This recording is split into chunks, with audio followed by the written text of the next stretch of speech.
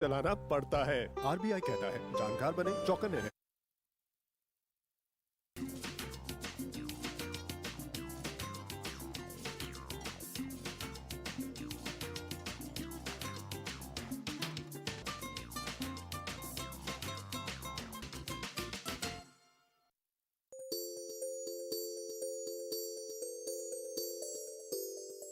मंजिल तो मिल ही जाएगी भटक कर ही सही। मंजिल तो मिल ही जाएगी भटक कर ही सही। गुमराह तो वो हैं जो घर से निकले ही नहीं।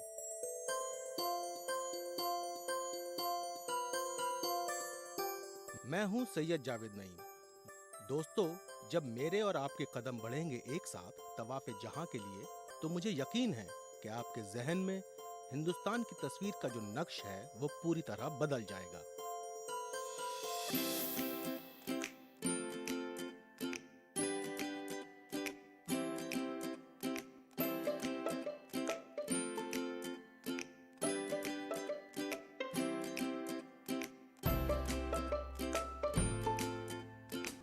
हमारी इस किस्त में उस शहर के दीदार होंगे जिसने हुक्मरानों को ताकत और शायरों को अल्फाज दिए हैं। पुरानी दिल्ली, वो नाम जो हिंदुस्तान की पूरी तारीख समेटे हुए है। दिल्ली के न थे कूचे और राख मुसव्वर थे, जो शक्ल नजर आई तस्वीर नजर आई।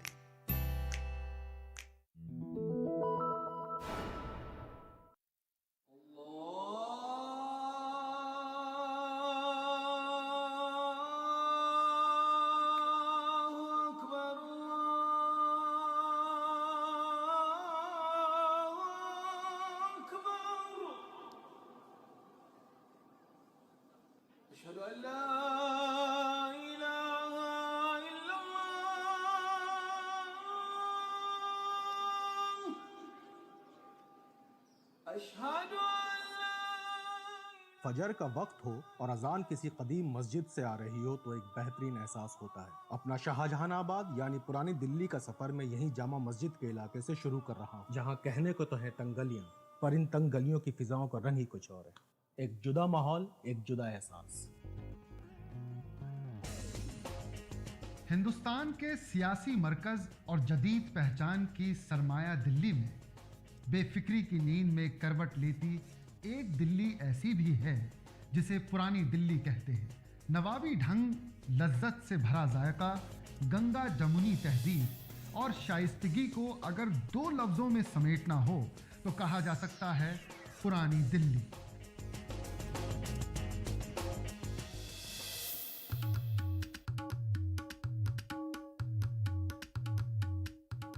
मैं किसी शाही खानदान से ताल्लुक नहीं रखता, वरना मेरे पास ये बैलगाड़ी नहीं, कोई शाही सवारी होती, कोई शाही बग्गी होती।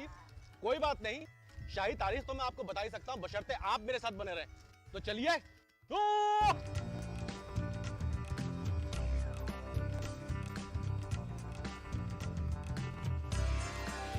लाल किला, जिसकी लाल पत्थर की दीवारें इस बात की गवाही देती हैं कि अपने उरूज पे मुगलों की ताकत का कोई सानी नहीं होगा।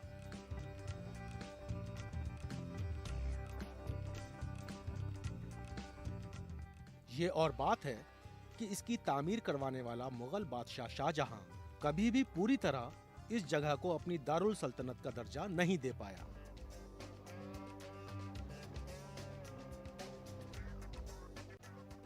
आज इस किले में कोई बादशाह अपने वज़रा से मुखातिब नहीं होता, लेकिन फिर भी इसकी अहमियत बरकरार है। हर साल 15 अगस्त को, जो हिंदुस्तान की आज़ादी की तारीख है, इस मुल्क के वज़ीर आज़म हिंदुस्तान की आवाम से मुखातिब होते हैं।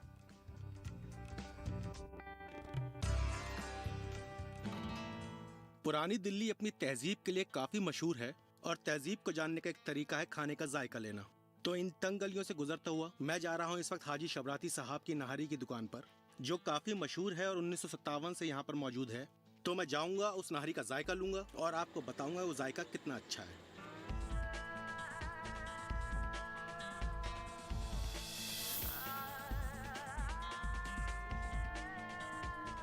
ये अंग्रेजी अखबार का एक रिसाला है। ये कह रहे हैं कि हमारे बारे में काफ़ी कुछ आता रहता है। आप देख सकते हैं, ये खुद भी यहाँ बैठे हुए हैं और नहारी निकाल के लोगों को खिला रहे हैं। तो मैं ज़रूर यहाँ का जायका लूँगा। और देखूंगा कि जायका कितना अच्छा है। शुक्रिया।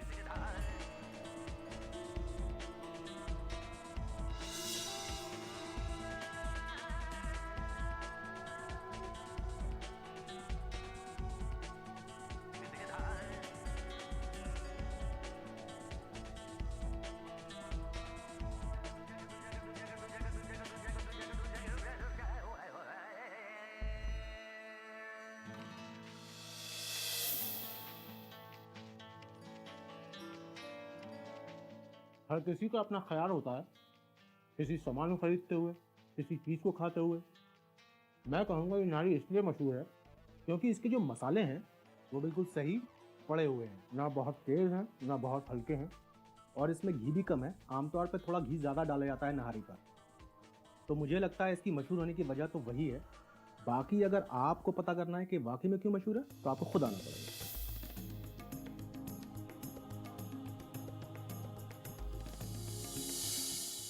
पुरानी दिल्ली की तंग गलियों से उठती खाने की महक अपना रास्ता ढूंढ ही लेती है। जायकेदार खानों के दिलदादा लोगों के लिए पुरानी दिल्ली किसी जन्नत से कम नहीं है।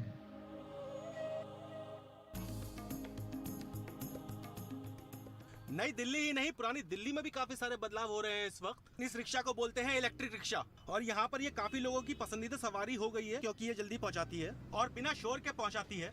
इस वक्त मैं जा रहा हूँ पुरानी दिल्ली के चांदनी चौक इलाके में, जहाँ पर एक बहुत ही मशहूर हलवाई की दुकान है और मैंने सुना है वहाँ पर जलेबी बहुत अच्छी मिलती है।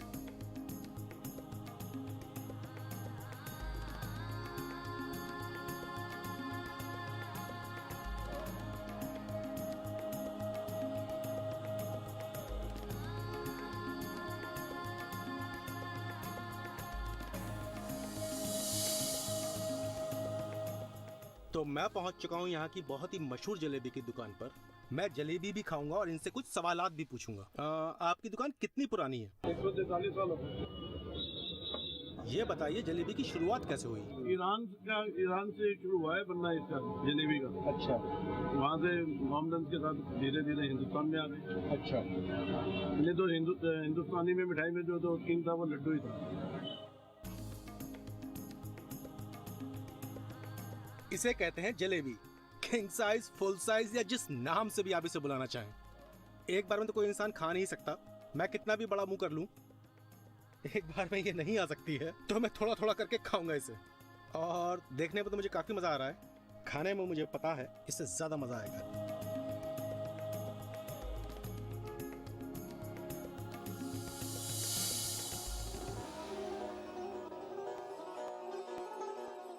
मुख्तलिफ खानों के जायके लेते हुए, लोगों से मिलते हुए, अजान की सदा ने इस बात का एहसास दिलवाया कि जुमे की नमाज का वक्त हो चला है।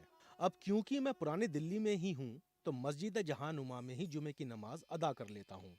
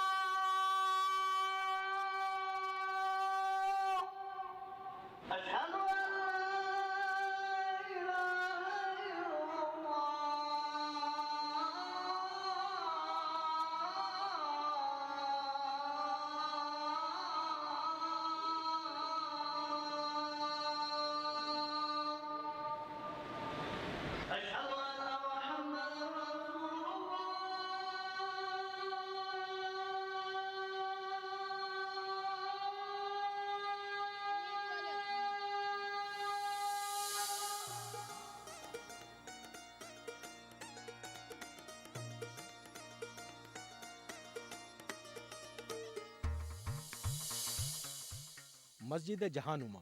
आप और हम इसे दिल्ली की जामा मस्जिद के नाम से जानते हैं। ये शाही मस्जिद बादशाह शाहजहां का हिंदुस्तान को आखिरी तोहफा था। 6 साल और 5,000 मजदूरों की मेहनत ने इस मस्जिद को इसकी मौजूदा शक्ल तक पहुंचाया। इस मस्जिद को हिंदुस्तान की सबसे बड़ी मस्जिद होने का रुतबा हासिल है। यहाँ 25,000 लोग एक साथ नमाज पढ़ सकते हैं।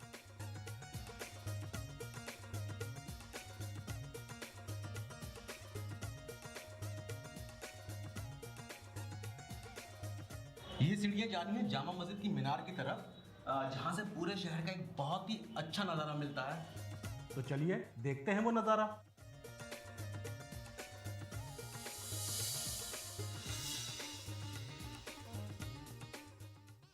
मुझे काफ़ी मेहनत करनी पड़ी इतनी ऊपर आने के लिए। तकरीबन 150 सीढ़ियाँ चढ़ी और यहाँ से बहुत अच्छा नज़ारा नज़र आ रहा है पुरानी दिल्ली का। इतना ऊपर मैं पहले कभी नहीं चढ़ा, तो इसलिए मुझे काफ़ी अच्छा लग रहा है और काफ़ी नज़ारा भी बहुत बढ़िया है यहाँ से। तो मैं अपने दोस्तों को बताऊंगा कि एक बार यहाँ पर ज़रूर आए, इस मीनार से इस पुरानी दिल्ली को देखें और अच्छा महसूस करें।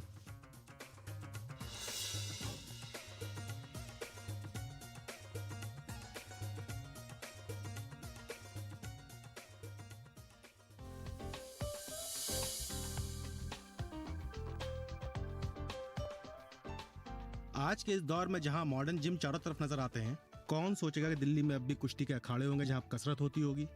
आपको यकीन नहीं आ रहा ना? चलिए मैं दिखाई देता हूं।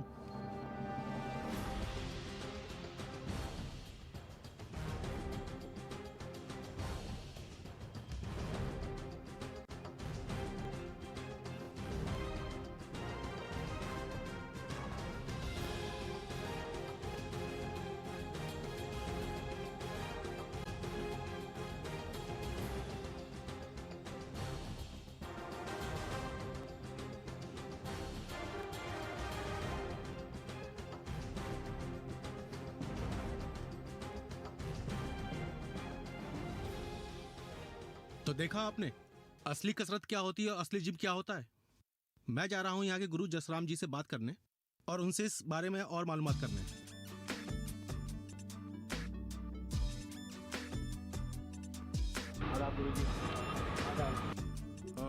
मुझे अखाड़े में पहली बार आया हूँ, तो मैंने कहा इससे पहले मैंने कभी अखाड़ा नहीं देखा था। मुझे अखाड़ों के बारे में कुछ बताइए। आप मुझे सबसे पहले क्या बताना चाहेंगे? सबसे पहले तो हम लंगोट बांधना सिखाते हैं।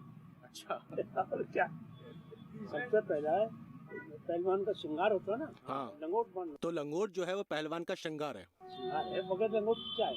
जेवर है उसका। ये पजामे से तो लग नहीं सकता जी। तो लंगोट ही बांधना पहले सिखाएंगे। इसको लंगोट बांधो, किस तरीका से बांधते हैं जी। फिर उसके ऊपर जांघें चढ़ाते हैं। देखो जैसे पहलवान ने चढ़ा रखा हमारे, वो फिर अदब हो जाता है, बंध जाता है। जी जी जी। तो औरतें हो आदमी हो सब देख सकते हो, अदब की चीज हो जाती है मजबूत।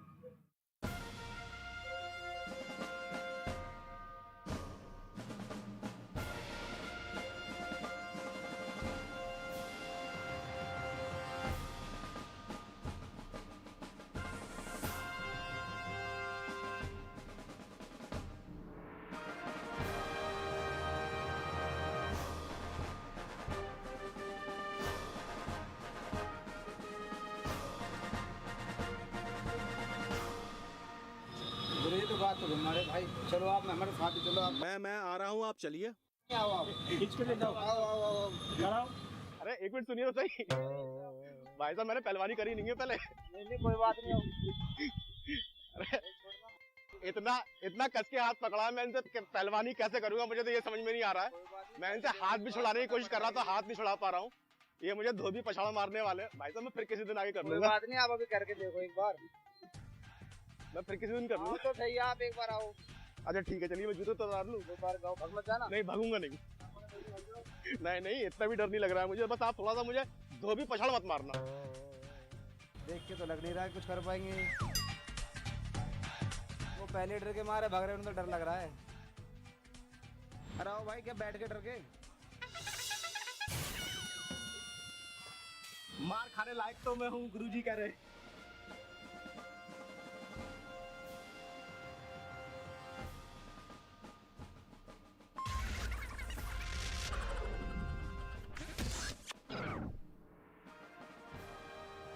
बहुत बढ़िया।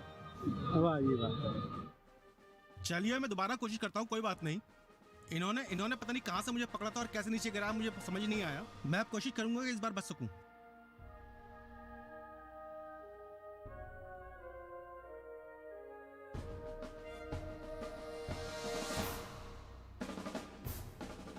इस बार इन्हें थोड़ी ज्यादा मेहनत करनी पड़ी क्योंकि मैं तैयार हो गया था अपने आप को बचाने के लिए, और काफी चोट लग गई है। और ये मैं आखिरी बार कोशिश करूंगा कि मैं इन्हें गिरा सकूं।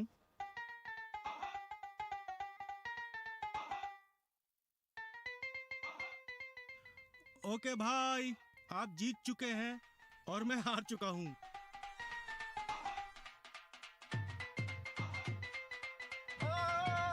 मेरी गर्दन में मैं कुछ बोल नहीं पा रहा हूँ और मेरी टांगे में जहाज बन चुका हूँ।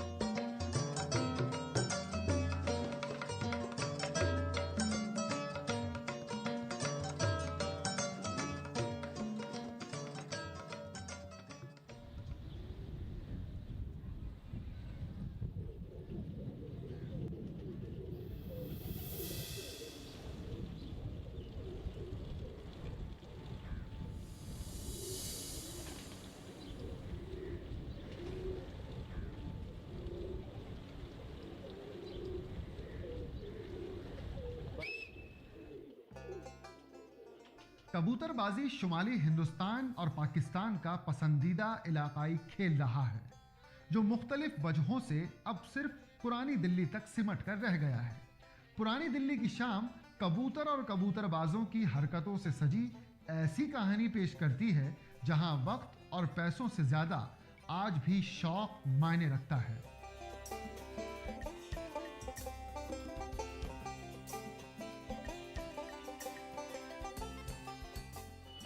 इसमें पंजाब के कबूतर हैं, हैदराबाद के कबूतर हैं, दिल्ली के हैं। 1000 कबूतरों में किसी का कबूतर आकर तो हम पहचान लेंगे। भाई ये नस्ल कौन सी है? ये गोला नस्ल है, ये गोला नस्ल है। नीचे नीचे ये 15-15 किलोमीटर भागते हैं। कहते हैं इन कबूतरों की कीमत 200 रुपए से 1 लाख रुपए तक होती है। अब गर्मी का टाइम चल रहा है तो हम इनको बहुत सारी चीज़ें खिलाएंगे ताकि तकड़े पर निकालें।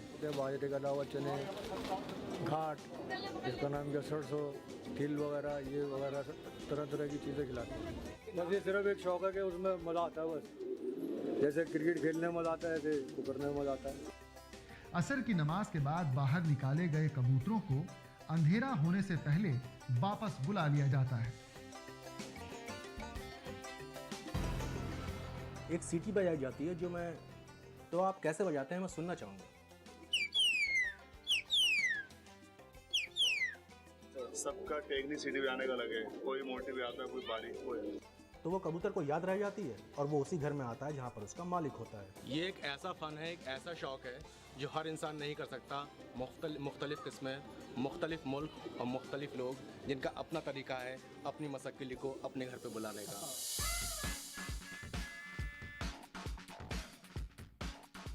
सलाम वालेकुम भाई, मुझे बहुत देर से यहाँ खुशबू आ रही है इधर से, तो वो किस चीज़ की खुशबू है बता सकते हो मुझे? प्याज की आ रही होगी। प्याज की?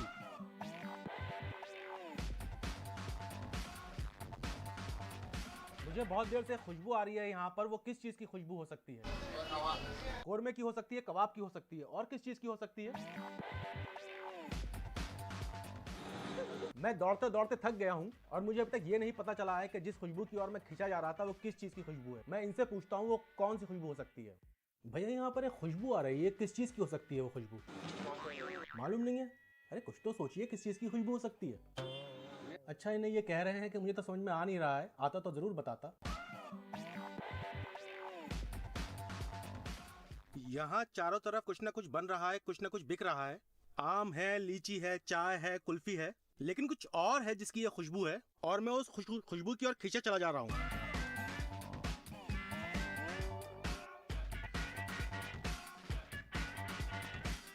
भाई ये खुशबू कहाँ से आ रही है? यहाँ देखे पकती है ना, इसलिए यहाँ से आ रही है। कहाँ पकती हैं, किसके यहाँ पकती हैं? अब्दुल हकीम साहब के। अब्दुल हकीम साहब के यहाँ। अच्छा, कहाँ पर किधर से जाना पड़ेगा? यहाँ से घूम के इधर जाना पड़ेगा। घूम के इधर जाना पड़ेगा। अच्छा ठीक है, शुक्रिया।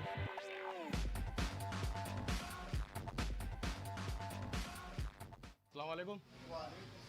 मुझे काफ़ी दूर से खुशबू आ रही थी और मैं सूंघते सूंघते यहाँ पहुँच गया। मैंने सुना है कि आपके यहाँ जो खाना पक रहा है वो मुगलिया ज़माने से लोग हैं जो पका रहे हैं और आपके दादा परदादा वो सब इसी काम में थे। तो मुझे ये बताइए कि आज आप क्या पका रहे हैं? आज हम कौरमा है, बिरयानी है, स्टू है, निहारी है। अच्छा जी। कुछ ऐसी ख़ास चीज़ जो आप बताना चाहें कि जो आपके यहाँ बहुत मतलब जिस वजह से वो मशहूर है, वो ऐसी कोई चीज़ आप बताना चाहें? ये हमारे यहाँ शाही कौरमा बनता है अलग। अच्छा, वो शाही कौरमा क्यों कहलाता है? वो शाहजहां के टाइम से बना गया है वो। अच्छा। अब फादर हमारे बनाते थे, तो कोई दादा हमारे, फिर फादर ने बनाया, फिर हमने बनाना शुरू किया, वही चला आ रहा है। कभी मशहूर हस्तियों ने भी ये खाना खाया है जिससे उन्हें पता चले कि दिल्ली में कितना अच्छा खाना बनता है? जी जी जी। हमारे वालिद साहब के टाइम का दिलीप कुमार साहब ने खाना खाया माशाल्लाह। अच्छा, दिलीप कुमार साहब ने। जी जी। और ओम प्रकाश जी ने जी। अच्छा अच्छा अच्छा। जी, और इंदिरा जी को हमारे वालिद साहब ने शाही टुकड़े खिलाए थे। सलमान जी के जाते रहते हम खाना बनाने। मतलब सलमान खान के यहाँ आप जाते रहते हैं। तो आप मुझे वो खाने दिखाने वाले थे जो आपके यहाँ आज बने हैं। तो इस वक्त ये कोरमा भून रहे हैं यहाँ पर, चिकन कोरमा बन रहा है। चिकन कोरमा बन रहा है जी। भुनाई आज आ रही है। अच्छा। ये कोरमा ही है चिकन। अच्छा, तो इसमें भुनाई अभी और होनी है कि? अभी भुनाई होनी है, कच्चा है ये। अच्छा अच्छा। यहाँ पे तपिश बहुत ज़्यादा है। ये कह रहे हैं कि 90 डिग्री है यहाँ पर टेम्परेचर, और फिर भी ये खड़े रहते हैं और लोगों को इतने अच्छे अच्छे जायके खिलाते हैं। इनका काम वाकई में काबिल तारीफ है। आप देख सकते हैं ये तह वाली बिरयानी है, इसमें तह लगाई जाती है, सफेद चावल और उसके ऊपर जाफरान डाल के उसके ऊपर सफेद को जो संतरे वाले रंग में रंगा जाता है और उसके बाद उसकी तहों को मिलाया जाता है। ये जाफरान है, आप देख सकते हैं सफेद चावलों की कुछ जाफरान मिला हुआ है। तो ये तह वाली बिरयानी जब मिल जाती है तो ये एक पुरानी दिल्ली के मुगलिया बिरयानी हो जाती है। तो ये इन्होंने निकाला है स्पेशली मेरे लिए, खास तौर पर मुझे खिलाने के लिए इन्होंने निकाला है, तो मैं जरूर चखूंगा और आपको बताऊंगा इसका जायका कैसा है। बहुत गर्म है तो मैं थोड़ा सा लूंगा पहले। तो बेहतरीन और उम्दा लजीज।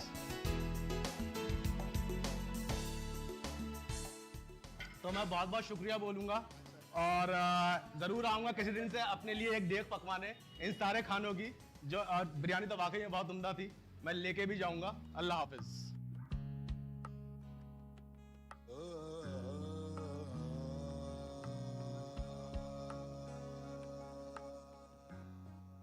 पुरानी दिल्ली की इस हसीन शाम को देखकर ज़ौक़ की एक गज़ल का मक्ता याद आ रहा है। इन दिनों गर्चे दक्कन में हैं बड़ी कदरे सुखर, कौन जाए ज़ौक़ पर दिल्ली की गलियां छोड़कर। आज रंग है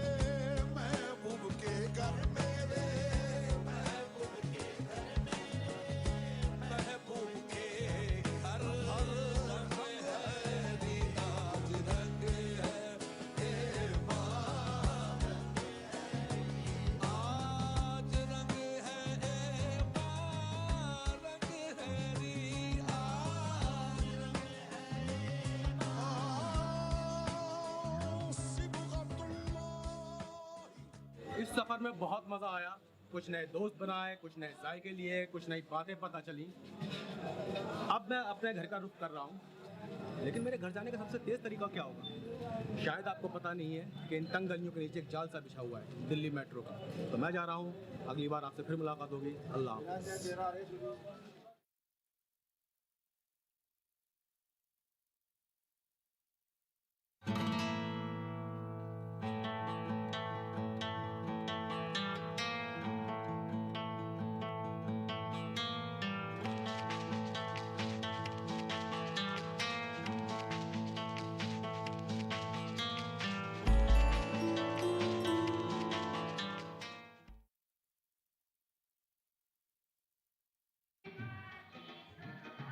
कैसा लग रहा है? मैडम फेशियल कैसा लग रहा है? शादी के पहले आता है सीजन शादी.com का, आज ही डाउनलोड कीजिए। शायरी असल में जज्बात की अक्कासी है। शायरी गज़ल और नज़्म में महदूद नहीं है। उठो वे नौजवानों, मुल्क पर कुर्बान हो जाओ। वो जो इनकार की सूरत था तेरे होठों पर, हम वो इकरार समझने में जरा चूक गए।